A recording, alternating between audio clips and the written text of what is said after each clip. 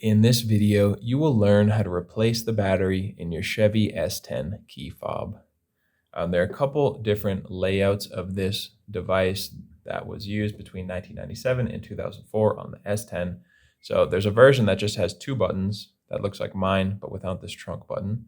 If you have that, that's okay. And if you have the version that also doesn't have this, but it has the red panic button right there, that's okay as well. They are all the same device and they take the same battery, and opening them up is the same as well. So you can follow along with me here regardless of which one you have, and I promise we will get a new battery in your device in under 5 minutes. The only things you'll need to get it done are a coin of some kind and one of these CR2032 batteries.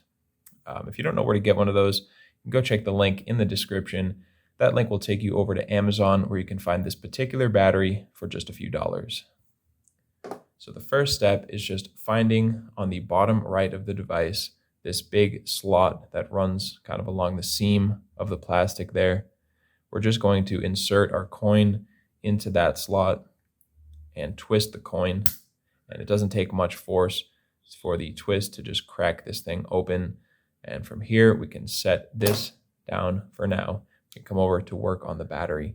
Now, some of you out there can just probably pull this thing out with your fingernails. Yeah, I can actually do it too. So you can just pull it out. You don't really need anything else. But if it's difficult for you, I'd recommend grabbing a flathead screwdriver or another key, or even something like a pen or pencil, so that we can come over here and there's this little indentation that's going to help us to get under the battery so we can lift it up. So we're just taking our tool, whatever it is, and sliding it under the battery and pushing it up. Once you got your battery out, go ahead and dispose of your old battery. Grab your new CR2032 battery.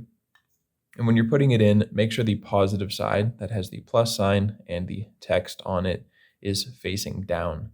So we want to just make sure it's facing down, snap it into place, and now put the whole thing back together, which is super easy. We're just going to line this up, take the two halves, snap it back together, and with that, you are finished and you have a new battery inside of your device. I hope that was helpful for you, and if it was, feel free to let me know down in the comment section or by giving this video a like. And if you ever need help with another one of your key fobs, you can come back here to this channel. We have you covered with tutorials for the key fobs of almost every maker model out there. And you can also get that information over at our website, fobbattery.com.